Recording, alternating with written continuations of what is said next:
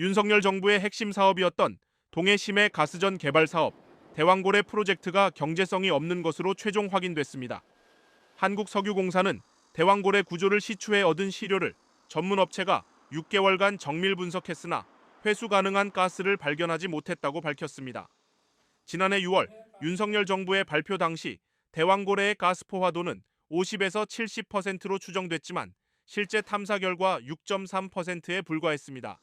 석유공사는 대왕고래 구조에 대한 추가적인 탐사는 추진할 계획이 없다고 밝혔습니다.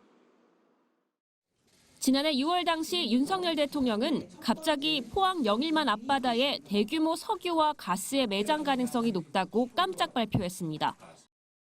우리나라 전체가 천연가스는 최대 29년, 석유는 최대 4년을 넘게 쓸 수 있는 양이라고 판단됩니다. 이른바 대왕고래를 포함한 7개 공구에서 석유가스 매장량이 140억 배럴이라는 추정까지 내놨습니다. 140억 배럴로 현재 가치로 따져보면 삼성 총 시총의 5배 정도가 됩니다. 정부는 지난해 12월 대왕고래에 시추선 웨스트카펠라호를 투입해 1761m까지 뚫어 자료를 수집했습니다. 여기엔 세계 1위 시추 기업인 미국의 슐럼버거사도 동원됐습니다.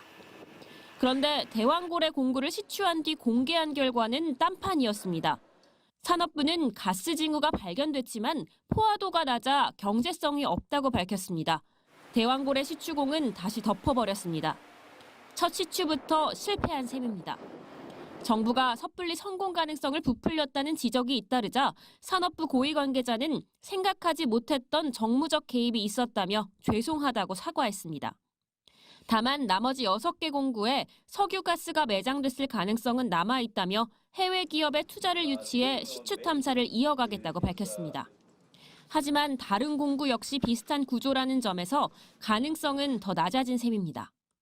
석유 지질학적인 특성들을 비슷비슷하게 공유를 한다고 하면 나머지 구조들의 어떤 유망성을 판단할 때 사실은 좀 불리하게 작용될 수 있는 그런 가능성이 많다고.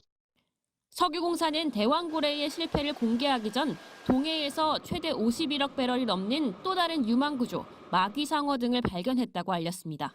MBC 뉴스 장슬기입니다.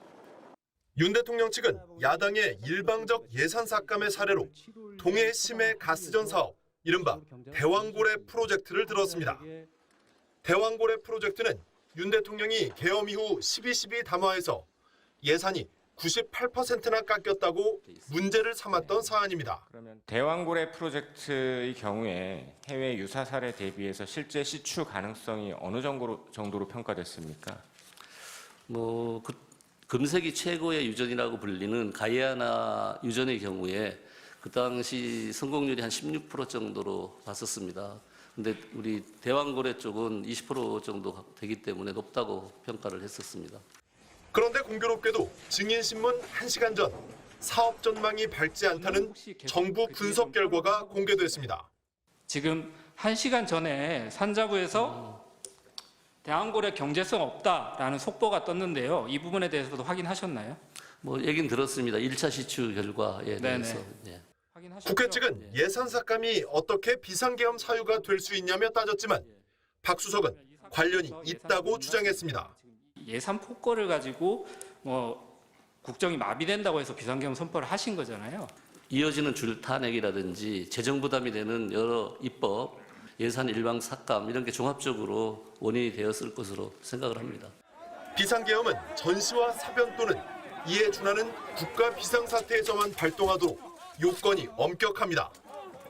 국회 측은 이른바 최상목 문건을 제시하며 국가 비상입법기구 예산 편성에 대해서도 물었지만 박 수석은 무슨 의미인지 모르겠다며 대답을 피했습니다. MBC 뉴스 이준입니다. 대왕고래 프로젝트는 시작부터 논란이었습니다.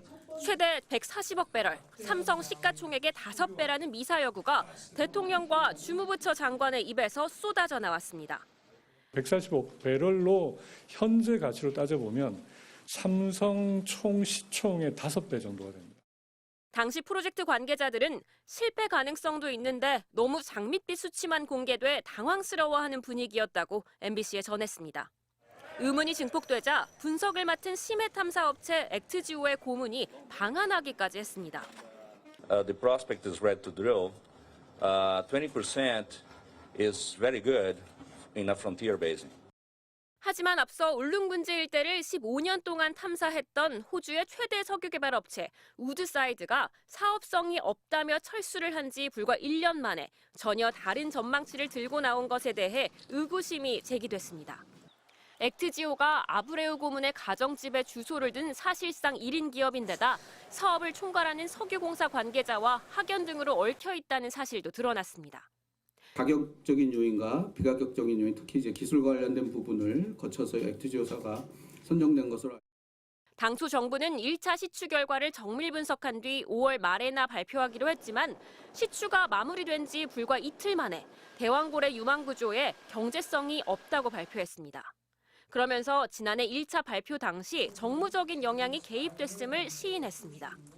1차 시추 탐사에서 실패하는 거는 허다하거든요. 갑자기 대통령께서 발표하면서 본의 아니게 이게 정치적인 이슈가 됐기 때문에 정부는 해외 투자를 유치해 추가 시추를 이어가겠다고 밝힌 가운데 해외 메이저 석유 회사 2곳이 1차 시추 결과를 보고도 투자 의향이 있는 상태라고 설명했습니다. MBC 뉴스 장슬기입니다.